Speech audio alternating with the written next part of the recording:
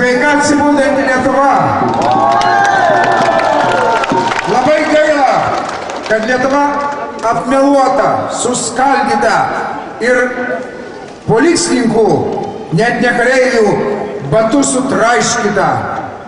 Amerikai, kad paimti Bin Ladeną, užteko 26 kariūnų.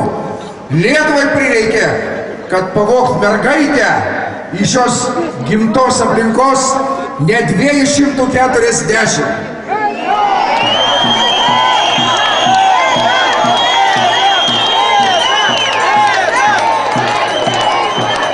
Aš noriu paklausti, o kiek kariūnų reikės, kad Vilniaus rajone ir Šalčininkuose lenkiškus užrasus nuplėšti, kurie jau 3 metai neįvykdytas teismų sprendimas? Gal 2000? Kada Lenkų mitingas vyksta, nušviečiama visos valstybininkų žiniasklaidos, kai tuo pat metu vyksta lietuvių mitingas ir tų, kurie prisima į savo gretas visus padorius lenkus, rusus ir visus kitus tautų atstovus, jų mitingas yra niekinamas, organizatoriai teisiami.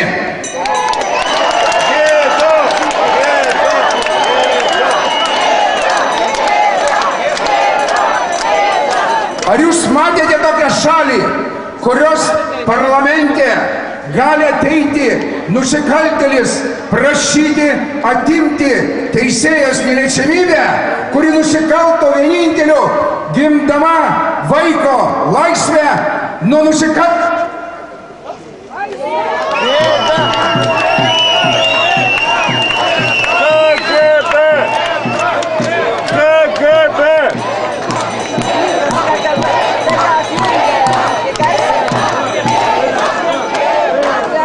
Matote, jie nesnaudžia, jie budi, bet mes stipresni ir mūsų kulkatais žodis.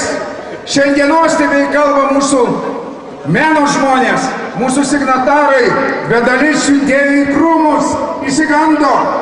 Aš siūlau Lietuvai susivienyti, gana viens kitą skirstyti ir blogus į gerus, ar tokius savanokius.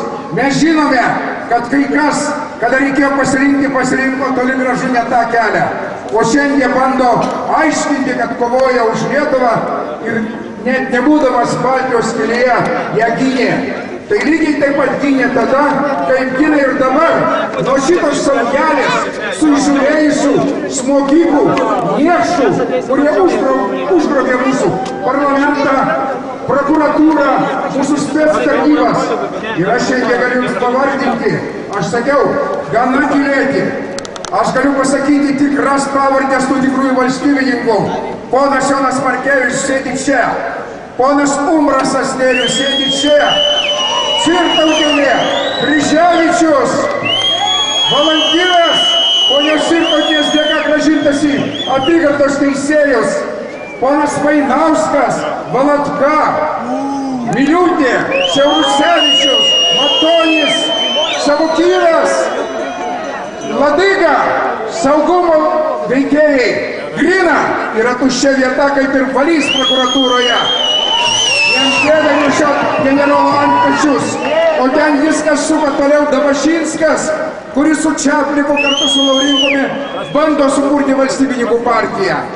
Galima vardinti ir vardinti visus aitus vėželius, kurie keičia spalvą plaukų, pavardės ir toliau vadovauja mūsų saugumui. Sodina mūsų nekaltas mergaitės kaip Eglė Kusaitė į kalėjimus, dirba Rusijos federaliniai saugumo tarnybai ir taip pat kurpiai juodina mūsų didžiavyrį Vytautą Pociūną.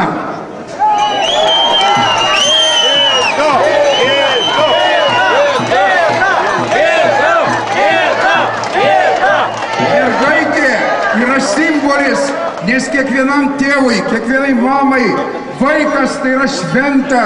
Kiekvienai tautai turi būti vaiko ašara baisiai graudi. Ir jeigu lietuviai drįsta teigti, kad mes giname kažkokį tai klaną, tai tie lietuviai neverti lietuvio vardo. Negalima paaukoti vaiko vardant kažkokios tai fiktyvios teisėsaugos. Po Laimos Blazdelytės, garbingos profesorės liudijimų Rūtos Janutienės laidoje, man atrodo, niekam turėjo nebelikti abejonių, kad Laima Stankūnaitė tikrai yra kalta ir turėjo profesorė būti apklausta, jai skirta apsauga, nes jie visus žudo, o ponia Laima neapsaugoma kaip valstybės pirmas asmo, o pasodinta į belangę, jai ten vieta, o mergaitė grąžinta jos įprastą aplinką. Kelkis, kelkis, berneli, kelkis, kelkis.